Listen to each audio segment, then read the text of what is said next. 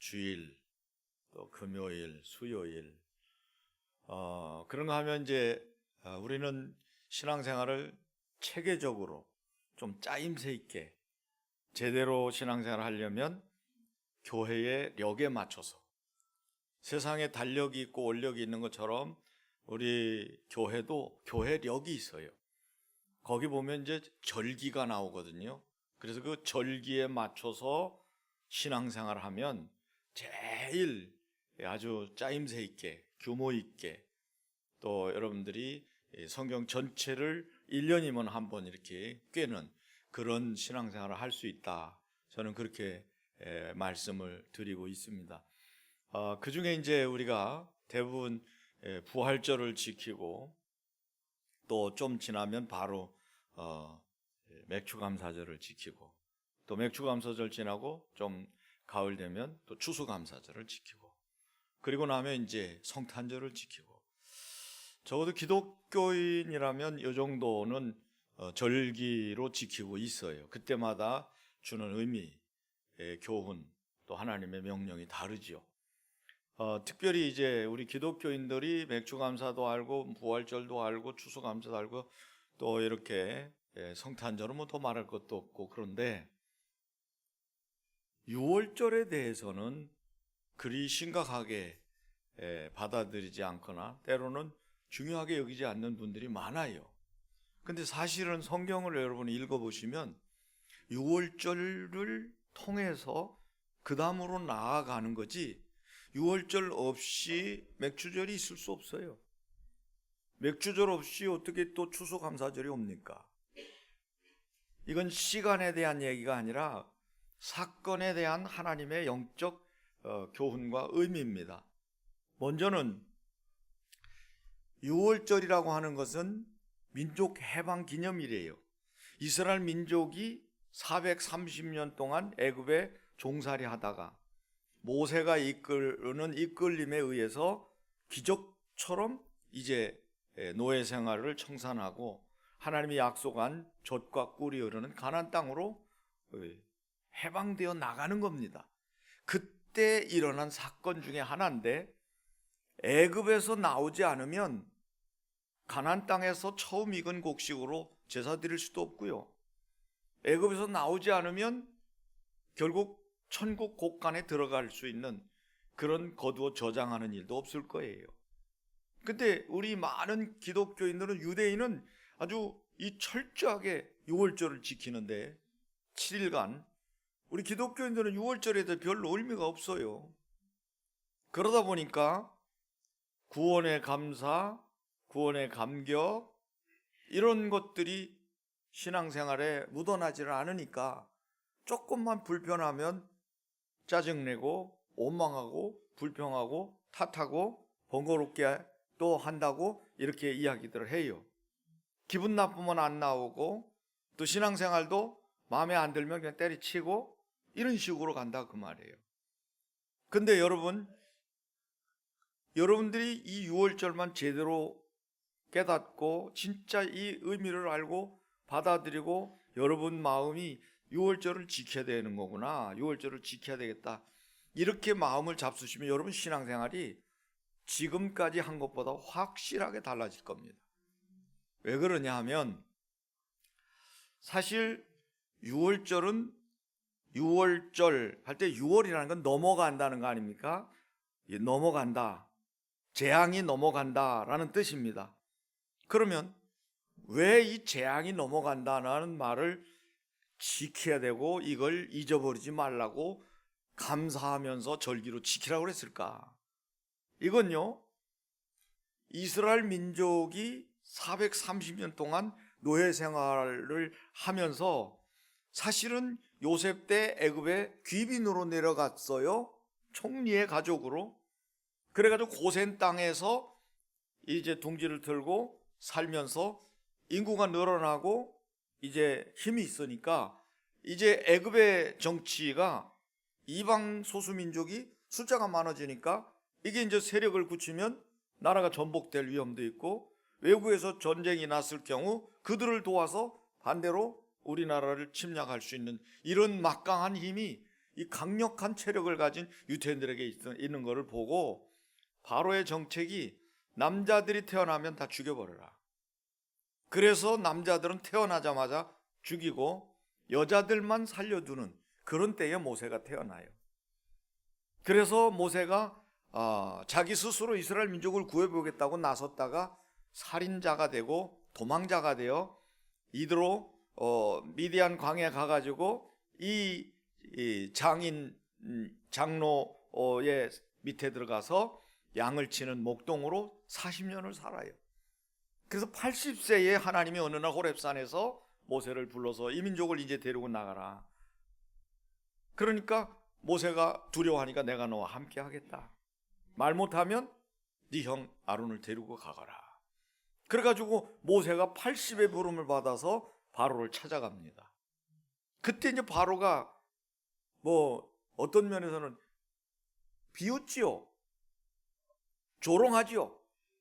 지팡이 하나 듣고 거지 같은 사람이 찾아와가지고 자기 민족 데리고 나가겠다. 그리고 가는데도 목적지도 정확하게 알지도 못하는 광야를 지나서 가나안 땅으로 간다. 그러니까 이 막강한 이 노동력이 빠져나간다는 거, 이거는 결국은 나라의 큰 손실이라는 걸 알고 전혀 여기에 호응을 하지 않습니다. 그러니까 어떻게 해요?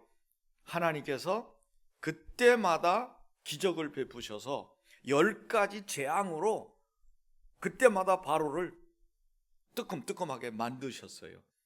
심지어는 가라고 했다가 또 취소했다가 가라고 했다가 취소했다, 이렇게 되는 거죠.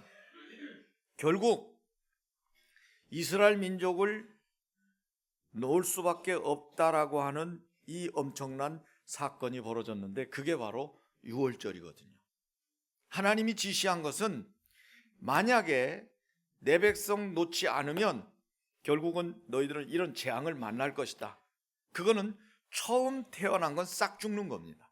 그날 밤에 하루 만에 처음 태어난 건 짐승이든 사람이든 싹 죽는 거예요.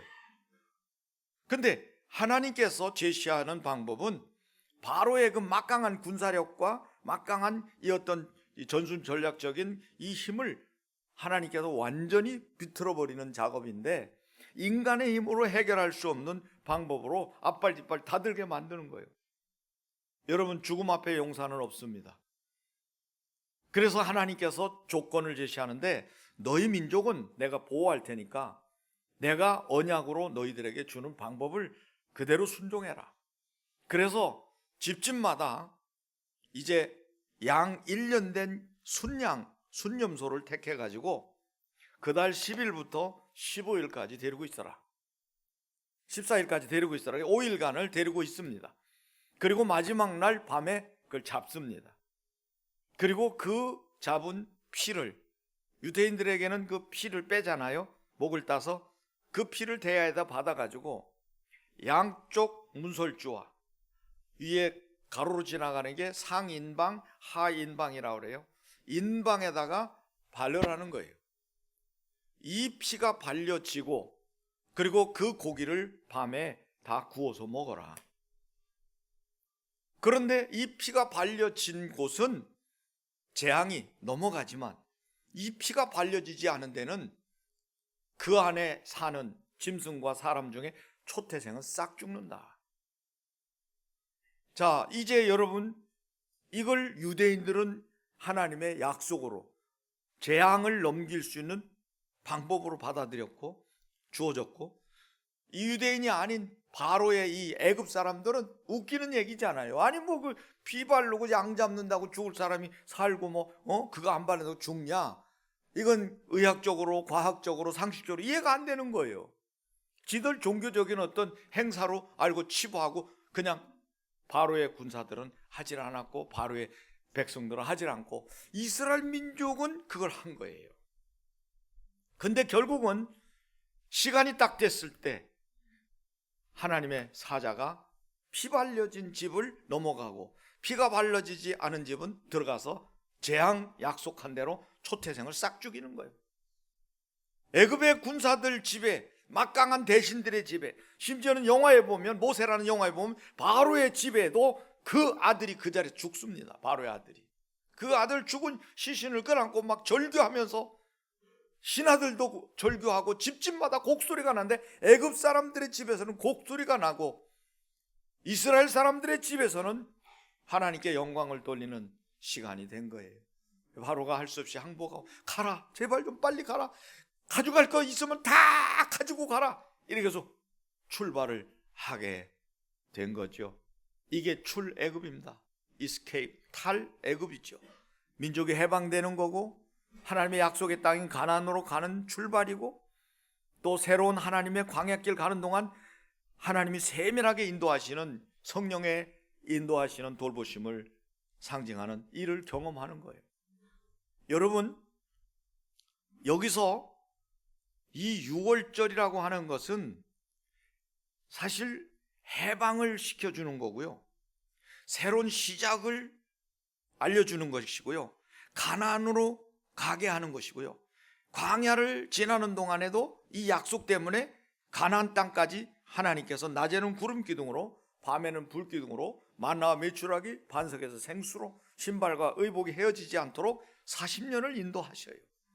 그렇기 때문에 결국 이 6월절이라고 하는 이 절기는 유대인에게 있어서 민족 해방 기념일로만 끝나는 게 아니라 가나안 땅을 향해 가는 시작이며 해방이며 자유며 이제는 하나님 주시는 세밀한 돌보심을 입는 자리로 나가게 된다는 이런 엄청난 은혜가 그들에게 주어졌다는 것을 절기로 지키라는 거예요. 그거를 이제 지킬 때마다 이제 이스라엘 민족은 우리가 과거에 그랬었지, 하나님이 우리에게 그런 은혜를 주셨지, 이렇게 이제 이들이 이제 깨닫게 되는데, 오늘 말씀해 보면 6월절은 단순히 기억하라는 수준을 넘어서 영원한 규례로 지킬지니라. 마지막 절에 영원한 규례로 지킬지니라. 그러면 대대로 지킬지니라, 영원한 규례로 대대로 지킬지니라. 여러분, 자자손손 대를 이어가면서 오늘날 말하면은 다음 세대가 이어가면서 계속해서 6월절을 잊어버리지 말고 지키라는 거예요. 여러분, 그러므로 6월절은 과거의 역사적인 사건으로 끝나는 것이 아니라 오늘 우리가 살아가는 삶 속에서도 반복되고 체험되어야 할 구속의 원리인 줄로 믿으셔야 됩니다. 그러면 여기서 이제 우리가 알아야 될 게 있어요. 아니, 양 한 마리 잡아가지고 이스라엘 민족을 살린다? 왜 그런 게 어딨어? 구약은 신약의 예표고 그림자예요. 실체는 신약 시대에 이루어지는 거예요. 그러니까 구약은 예언이고 성취는 신약에 오는 거예요. 구약은 오실 메시아, 신약은 오신 그리스도, 재림주로 오실 예수, 이걸 다루고 있는 게 성경이에요. 옛 약속, 새 약속, 올드 테스트먼트, 뉴 테스트먼트. 그래서 결국은 여기서 어린 양을 잡는데 이 어린 양이 바로 예수님이란 얘기예요. 우리 기독교인들이 예수님 지난주 설교 아시죠? 오직 예수, 오직 믿음인데 왜 오직 예수라고 그러냐? 그게 여기 묻어 있다고요. 예수님이 아니고는 안 돼요. 문설주에 피 안 바른 집은 용 빼는 재주가 있어도 그 집은 그 재앙을 면할 길이 없어요. 여러분, 우리는 이 재앙을 언제 받아들였습니까? 에덴 동산에서 스스로 타락한 거 아니에요. 마귀 말을 듣고 하나님 말씀을 거역하고 하나님을 쌩까고 마귀를 받아들이니까. 요한복음 8장 44절 너희 아비 마귀가 우리 자신의 애비가 되고, 요한복음의 14장 30절 세상 임금이 되고, 그리고 에베소 2장 2절에 있는 공중의 권세 잡은 자가 우리를 지배하고, 그리고 고린도서 4장 4절 이 세상 신이 됐잖아요. 그게 우리를 지배하는 그런 운명 팔자에 묶여서 하나님과 원수된 죄로 살아가게 된 것을 결국 타락이라고 하는데, 이게 저주고 이게 하나님의 형벌이라고요. 이걸 해결할 수 있는 길은 하나님이 제시한 방법만 유일한데, 그 방법이 바로 여자의 후손으로 죄 없이 오신 예수님이 십자가에 달려 죽으심으로 우리의 모든 죄와 허물을 용서해 주시겠다고 하는 그 약속이에요. 그러니까 구약시대에 이 양을 잡아서 피를 바른 집은 내가 넘어가겠다, 그게 바로 예수 그리스도 있는 자는 영생을 받고 예수 없는 자는 영벌에 처한다는 그 말이라는 얘기예요. 그렇기 때문에 여러분, 우리 신앙생활은 오직 예수라고 하는 걸 정확하게 이해를 해야 돼요. 그러면 오늘 여기 보세요. 6월절에 어린 양을 잡을 때 몇 가지 기억해야 될 게 있어요. 1년 된 수컷으로 양이나 염소로 하되 집에서 10일부터 14일까지 데리고 있다가 그날 밤에 이제 목을 따는 거예요. 생각해 보세요. 온 가족이 같이 사는 집에서, 공동체에서, 모두가 보는 가운데서 그래도 나흘, 닷새 정도 그냥 끌어안고 1년 되면 얼마나 예쁩니까? 강아지고 뭐고 항상 1년 된 거, 아이들도 1년 되면 예쁘잖아요. 너무 어릴 때는 우리가 가누기 힘들지 1년 되면 그래 걷기도 하고 기기도 하고 얼마나, 요런 애완견은 뭐 애완동물들은 더 하잖아요. 그거를 자식들이 보는 앞에서 목을 딸 때 자식들이 그거 하지 말라고 얼마나 손주들이 할아버지 발을 붙잡고 매달리겠어요. 그때 무섭게 호령하는 할머니가 나타나서 이 양을 잡지 않으면 이 할아버지도 죽고 네 애비도 죽어, 이 양이 안 죽으면 네 오빠도 죽어, 그러면서 과감하게 따면 애들은 막 울고불고, 양은요 특성이요, 칼을 들이대도 꼼짝도 안 하는, 그냥 죽는 게 양이에요. 습성이 피가 콜콜콜 나와도 그냥 죽는 게 양이라고요. 하나님 그래서 양을 선택하신 것 같아요. 그래서 그 울고불고 하는 가운데서 그 피를 가지고 문설주에다 바르는 거예요. 그리고 그 잡은 고기를 구워서 그 밤에 다 먹어버리는 거예요. 근데 여기 보면 양을 잡되 택할 때 가족 수대로 분량대로, 먹을 분량대로 이 양을 대표로 한 마리만 잡는 게 아니라 먹을 분량대로 숫자가 많으면 양 숫자를 늘려서 양을 같이, 모자라면 이웃과 함께 해가지고 먹을 분량으로 양을 계산하라고 그랬어요. 여기에는 개인 구원입니다. 여러분 각자 먹어야 되는 거예요. 오늘도 여러분 대표로 나오신 여러분 참 수고 많이 하시는데 대표로 예수 믿어서 구원받지 못해요. 여러분은 구원받지만 여러분이 대표로 나온 여러분 집의 자식들은 구원 못 받습니다. 본인이 그 피 바른 집에 들어있어야 되고 본인이 그 음식을 먹고 그 애굽에서 나가야 되는 거예요. 여러분 우리가 이 땅에서 살다 죽으면 끝이라는 분들 참 허망한 거예요. 연세가 드실수록 우리나라 노년층의 시니어들이 자살 확률이 세계 1위예요. 우리나라 1등 하는 거 많아요. IT 강국이면서 1등 하는 거. 위암 환자가 1위고 모 환자가 1위고 자살률 1위고 노인 자살률이 1등이라고요. 왜 그럴까? 늙어보니까 너무나 참 과거에 잘 나갔던 인생이 늙으니까 힘 빠지고 여기저기 아픈 데 있고 때로는 노인네라고 천덕꾸러기가 되고 지들은 안 늙나 말이죠. 그래가지고 막 무시하는 이런 세상에서 자식들이 클 때는 귀염하고 재롱 부리다가 이 자식들이 다 떠나고 나니까 지들끼리 알콩달콩이지 부모는 찬밥 신세가 된다. 그러니까 결국은 죽는 것밖에 없단 말이에요. 몸 아프지, 무시당하지. 그러니까 결국 노인분들이 스스로 목숨을 끊는 거예요. 여러분 지금 개인적으로 여러분들이 예수를 믿으신다면 예수 그리스도가 날 위해 죽으신 걸 믿으시는 거잖아요. 그러면 이걸 같이 공감할 수 있는 전도가 여러분 집안에서 이루어져서 그걸 목격하고 하나님은 대대로 이걸 잊어버리지 말라는 거예요. 일주일씩 이걸 지키면서 너희 조상 때 하나님이 이렇게 우리를 구원하신 거 잊어버리면 안 된다. 이걸 아주 자자손손 대대의 규례로 지키는 거예요. 거기에 깊은 의미가 있는 줄 믿으시기 바랍니다. 그래서 이스라엘 민족은 6월절 이 은혜로 자유를 얻었어요. 여러분 유대인들 이스라엘 민족이 무슨 힘이 있어가지고 숫자가 많아가지고 지하 조직을 통하여 쿠데타를 일으키고 뭐 독립운동을 하고 이래가지고 전복을 시켜가지고서는 바로 왕궁을 장악하고 이제는 자유를 얻었다, 이거 아니잖아요. 이스라엘 민족은 노예예요. 그리고 힘이 없어요. 그래서 하나님이 개입하셔서 이스라엘 민족의 지도자인 모세를 훈련시켜가지고 모세를 하나님께서 보내신 거예요.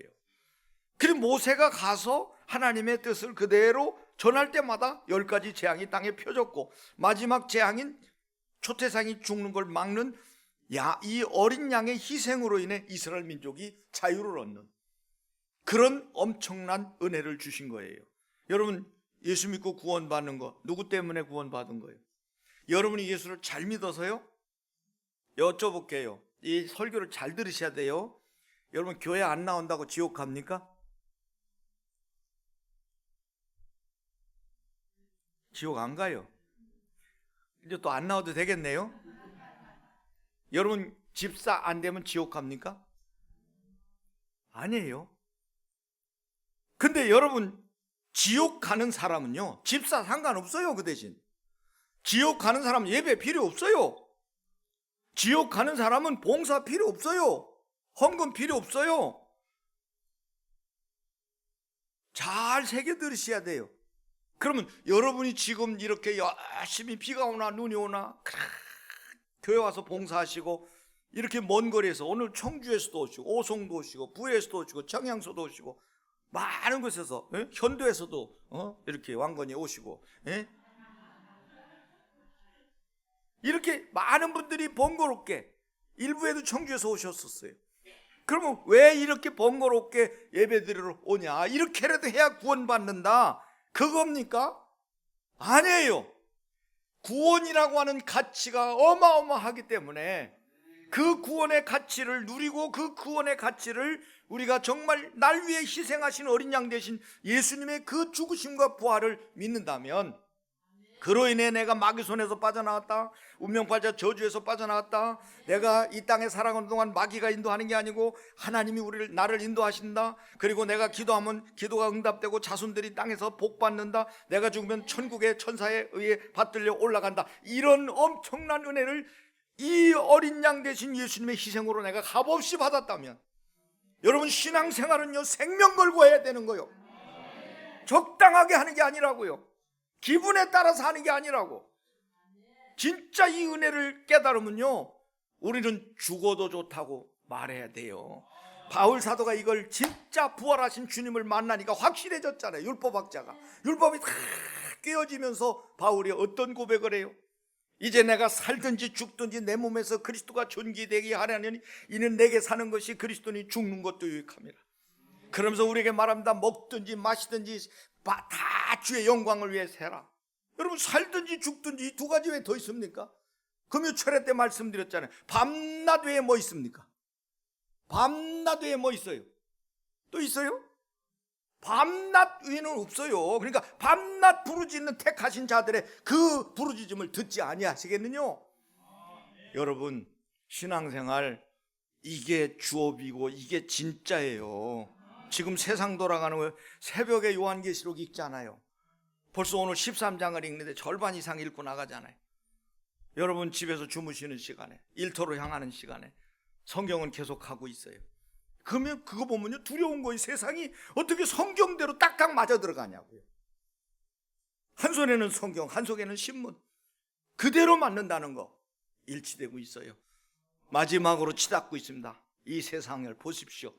그럴 때 우리가 헤벨레 해가지고 신앙생활 좋다 이렇게 하고 하실 겁니까? 아니에요. 정말 여러분, 천국 가시고 싶습니까? 어떻게 해서 가셔요? 묻는 건 대답해도 괜찮아요. 믿음으로, 예수를 믿음으로, 그죠? 예수님이 날 위해 뭘 하셨기 때문에 대신 죽어주셨잖아요. 그 양이 피 흘려 죽어가고 그 피를 바르고 그 고기를 먹으니까 내가 살게 됐지 않냐, 그 말이에요. 그 유대인들이 그걸 두고두고 대대로 기념하고 지키라고 감사의 절기로 하나님 유월절을 주신 거예요. 그렇게 된 다음에 맥주 감사로 넘어가고 추수 감사로 수장절로 넘어가는 거예요. 그래서 여러분, 우리는 사실 성찬식을 분기별로 한 번씩 하는데 이게 굉장히 중요한 겁니다. 예수님이 기념하라 그랬잖아. 내가 너희를 위하여 몸짓고 피 흘린 거 잊어버리지 말아라. 잊지 않으려고 그 감격으로, 감사함으로 우리가 예수님 때문에 구원받게 된 거 감사합니다 하고 우리 몸으로 직접 경험하면서 그 예수님의 살을 나타내는, 기념하는 이 떡을 먹고 빵을 먹고 그리고 포도주를 마시는 게, 이게 바로 잊어버리지 말라는 거예요. 네 이 속에다 집어넣어가지고 기념하라는 거예요. 그냥 어떤 벽에 걸어놓고 기념왕에 니들 속에 내가 있겠다, 니들 먹어서 살이 되고 피가 되는 것처럼 내가 너희 속에 있겠다. 그게 바로 영접의 의미와 같은 거예요. 내가 너희에게 들어가 너희로 더불어 먹고 그는 나로 더불어 먹으리라. 그래서 결국은 어떻게 해요? 성찬식을 거행할 때 우리는 이 말씀을 기억해야 돼요. 요한복음 6장 51절에 보면 나는 하늘로서 내려온 산떡이니, 예수님이 하신 말씀 산떡이라고 그랬어요. 사람이 이 떡을 먹으면 영생하리라. 나를 먹으라는 거예요. 나의 줄 떡은 곧 세상의 생명을 위한 내 살이로다. 딱 떨어집니다. 예수님이 떡이라고 그랬고 예수님의 살은 결국 세상의 생명을 위해 주는 살이라고 그랬어요. 요한복음 6장 53절에 보면 예수께서 이르시되 내가 진실로 진실로 너에게 이르노니 인자의 살을 먹지 아니하고 인자의 피를 마시지 아니하면 너희 속에 생명이 없느니라. 먹지 않으면 생명이 없다는 거예요. 굉장히 중요한 말씀입니다. 내 살을 먹고 내 피를 마시는 자는 영생을 가졌고 마지막 날에 내가 그를 다시 살리리니. 여러분, 영생과 부활을 말씀하는 거예요. 사랑하는 성도 여러분, 이것을 여러분들이 깨닫는다면 성찬식도요 진짜 진지하게 준비해야 되고 진지하게 성찬식을 맞이해야 되는 거예요. 그뿐만 아니라 우리 기독교인들은 이제는 봄에 한번 유월절로 지키는 게 아니고 주일날 그냥 와서 완식일로 유월절을 지키고 구원의 감사 감격을 한번 예배드리는 게 아니고 저는 매일 유월절로 산다고 해야 된다는 거예요. 매일 유월절을 지켜야 된다. 그리고 여러분이 날 위해 죽으신 예수님의 보혈, 그 보혈을 여러분들이 바르면요 여러분의 놀라운 역사가 일어나는데, 저는 새벽마다 주님의 보혈을 내 몸에 바릅니다. 어디서 갖다 바르냐고요? 그냥 내가 발라요. 아픈 무릎에다가 스트레칭 하면서 피를 내가 바르는 걸 연상을 해요. 하나님 아버지, 주님의 보혈을 바릅니다. 주님의 보혈로 그렇게 하고 아침에 새벽기도 내려올 때 계단 문 딱 열면서 십자가를 그리면서 제가 예수님의 보혈을 뿌립니다. 천주교처럼 이렇게 성호를 긋지는 않지만 저는 반드시 주님의 보혈을 뿌리는 걸 연상을 하면서 문을 열고 나오면 제 뒤에 제 아내가 따라오면서 역시 피 뿌린 길을 같이 걸어 내려오는 거예요. 여러분이 볼 때 뭐 그렇게까지, 그건 내 믿음이에요. 여러분은 그렇게 안 해도 나는 그렇게 하고 산다고요. 여러분, 마귀가 제일 무서워하는 게 예수님의 십자가고 예수님의 이름이고 예수님의 보혈이에요. 그래서 보혈 찬송 부르면 마귀가 꼼짝을 못하는 거예요. 예수님의 피를 뿌리면 마귀는 꼼짝을 못하는 거예요. 그래서 예수님의 피를 그렇게 성경은 강조하는 거예요. 구약 성경을 꽉 짜면 짐승의 피가 나와요. 근데 이 짐승의 피는요 계속 짜야 돼. 계속 짜야 돼. 신약을 딱 짜면요 예수 피가 나와요. 구약의 이 번제는요 피를 드릴 때는 계속 반복되지만 예수님이 단번에 제물 되셔서 우리가 그 예수님을 믿으면 우리는 믿음으로 말미암아 단번에 제사가 끝난 거예요. 그리고 그 믿음만 여러분 지키면 여러분 하나님 자녀가 되고 마귀 손에서 빠져나오고 운명팔자 저주에서 빠져나오고 지옥 갈 우려가 없고 이 땅에 사는 동안 성령이 여러분을 인도하시는 거예요. 얼마나 중요한, 이걸 여러분들이 깨닫는 것이 바로 은혜고 이것 때문에 우리가 목숨까지 거는 거라 그 말이에요. 왜 목숨 걸고 선교합니까? 꼬지 먹었습니까? 은혜가 너무 감사하니까. 바울 사도가 기꺼이 그가 목이 잘려지면서 마지막 남긴 말은 내가 선한 싸움 싸우고 달려갈 길을 다 달리고 믿음을 지켰으니 이제후로는 나를 위해 의의 면류관이 예비되었다고 그랬어요. 주 곧 의로우신 재판장이, 심판이 있다는 얘기예요.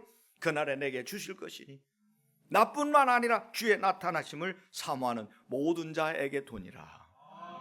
성도 여러분, 왜 구약에 신약에 왜 이런 피해가 많이 나옵니까? 그건 바로 우리가 피가 성경에 보면 레위기 17장 11절에 보면 육체의 생명은 피에 있습니다. 그래서 우리가 죽음이라고 하는 건 생명이 끝나는 거잖아요. 이거 살게 하기 위해서는 죽지 않아야 되는데 피가 결국 죽음에서 우리를 건져주는 역할을 한다고 하나님께서 보여주셨는데, 창세기 3장에 선악과를 따먹고 범죄했을 때 부끄러움을 가리니까 하나님께서 무화과 나무 잎으로 임시변통 가리면 무슨 소용이냐? 근본적으로 가리는 방법이 있다. 짐승을 잡아가지고 가죽으로 가려주셨어요. 피를 흘려서 부끄러움을 가려주셨단 말이에요. 그리고는 이후로 너희들이 나를 만나려면 죽어야 만나는데 너희들이 죽으면 안 되니까 짐승을 죽여라. 그래, 그 짐승 피를 가지고 오면 내가 만져주겠다. 그래서 아벨의 제사는 하나님께서 피로서 드릴 때 받고 가인의 제사는 곡물 제사라 받지를 않으셨던 거예요. 오늘도 여러분 예배 드릴 때마다 여러분이 내가 드리는 예배가 아니라 날 위해 죽으신 예수 그리스도의 대속의 은혜를 여러분들이 가지고 그 이름을 가지고 와서 예수님의 이름으로 예배하기 때문에 이 예배가 하나님께 상달되는 줄 믿습니다. 그래서 성경에 보면 히브리서 9장 14절에 말씀합니다. 그리스도의 피가 우리를 깨끗하게 하사 하나님을 섬기게 한다고 그랬어요. 이 말씀에 대한 구체적인 건 찬양 예배 때 제가 소상히 밝히도록 하겠고요. 그 다음에 히브리서 9장 22절에 보면 율법을 쫓아 거의 모든 물건이 피로써 정결케 되나니 피 흘림이 없은즉 사함이 없느니라. 짐승, 옛날에 어떤 분이요 연락이 왔어요. 어떤 분이 시골 교회 와가지고 양을 사달라고 그랬어. 왜 그러냐고 그러니까 양으로 제사를 지낸다고 하는데 신대동 교인이라는 거요. 그 목사님 이거 양 사러 왔는데 이게 지금 양 사러 보내신 겁니까? 그래서 아니 그렇지는 않은데 그러냐고 그냥 잘 설명해서 보내라고 그랬어요. 누구인지 지금 여러분 자꾸 누굴까 궁금하게 여기지만 그런 분이 계셨었어요. 지금은 안 계시지만. 지금도 짐승으로 제사를 지내는 네팔 같은 데도 있어요. 근데 언약이 없잖아. 거기는 예수님 이제는 짐승 피 안 받으신다는 거예요. 누구 피 받았어요? 예수님의 피를 통해 단번에 제물로 끝내버린 거예요. 우리 그 예수님의 이름 붙잡고 우리가 하나님께 나가면 기도도 응답되고 마귀도 떠나가고 우리가 진리 안에서 자유를 얻고 항상 세상을 이기신 예수님의 이름으로 우리는 승리하며 살아가게 되는 줄 믿습니다. 그러므로 여러분 유월절을 지켜야 되겠어요? 안 지켜야 되겠어요?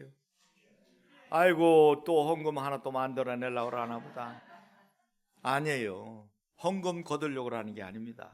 신앙생활 똑바로 매일 유월절이 되는 그런 삶을 살려면 어린 양 희생처럼 예수 그리스도의 대속의 은혜를 기념하되 기쁨으로 감사함으로 평안으로 증거하면서 살아가는 이게 매일 유월절이에요.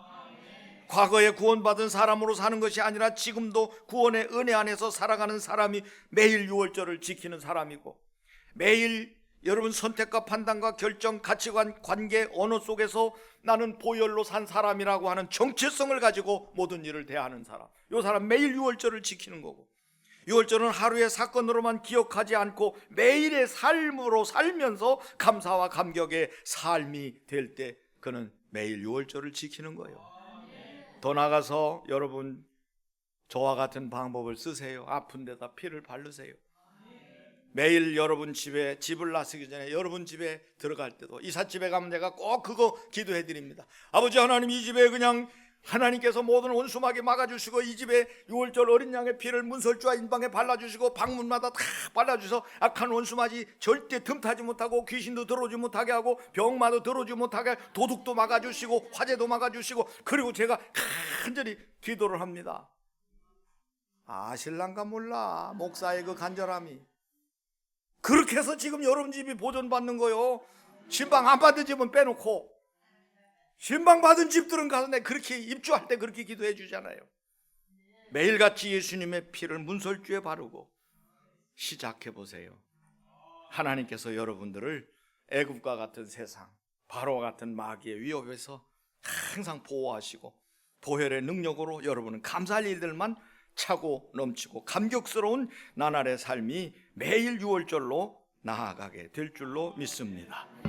아버지 하나님, 이 말씀대로 우리 성도들에게 매일 유월절을 지키는 심정으로 살게 하여 주옵소서. 예수 그리스도 이름으로 기도하옵나이다.